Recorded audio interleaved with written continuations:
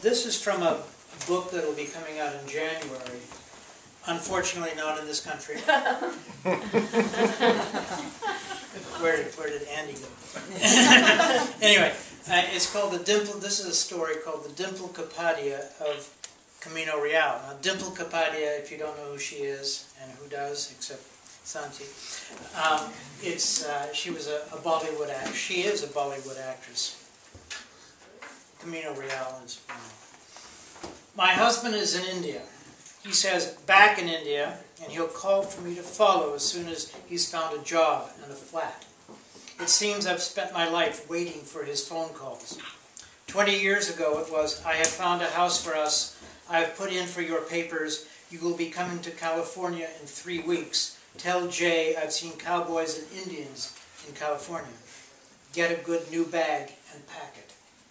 Now I wait for another call to put our Camino Real house on the market and take Pramila out of school and prepare her for her new life in India. There are many good convent schools, he tells me.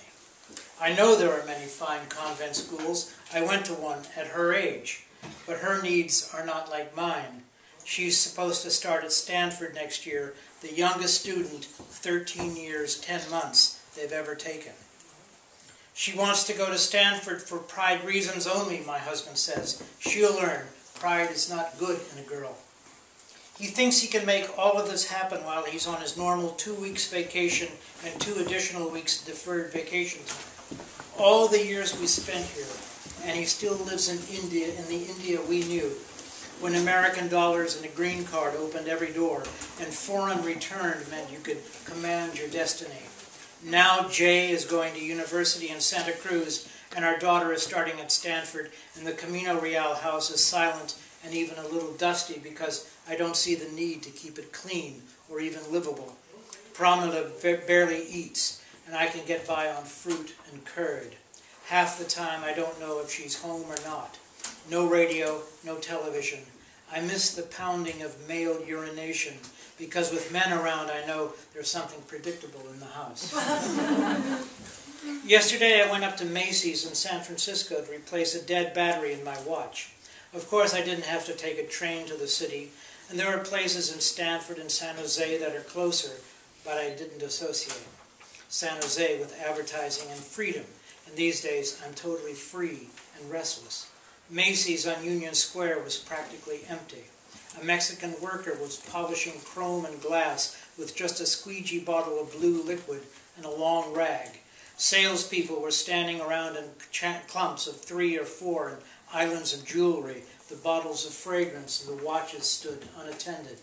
Only the Mexican kept moving, and his polishing rag left a kind of glow behind him. I had salad in the food court in the San Francisco Center. I looked inside a luggage store and remembered going to Crawford Market 20 years ago to buy my bag for America. It was my first case with hard sides and a lock. I remember the owner sending a little boy up a ladder to retrieve it and then toweling off the dust and cobwebs. It cost 100 rupees, back when rupees were 5 to $1. I still have it. It would cost $400 to replace it now. I'm so rarely in San Francisco that I thought of calling up our oldest friends, Al and Mitzi Wong, but then I thought, why?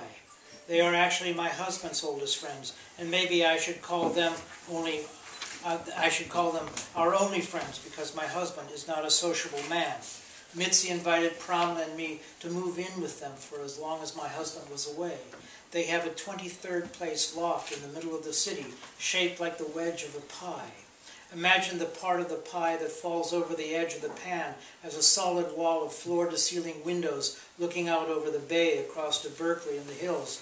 And imagine the bay flecked with sailboats and ferries crossing both ways. And at the point of the wedge where all this slices meet and the juices come bubbling up, as a kind of circular lobby with chandeliers and leather chairs and your own media center called Cinema 23, stocked with dozens of DVDs just for the 6 owners on the 23rd floor. Al Wong also owns a hotel and winery in Napa. They are very generous people, but how could we show up, even if Pramila would come, with just my old Crawford Market suitcase?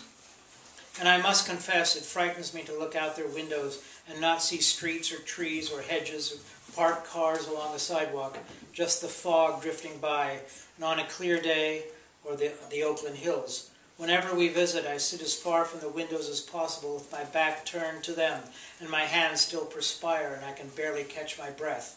I think Pramla and Jay could sit on the window ledge and swing their legs over it.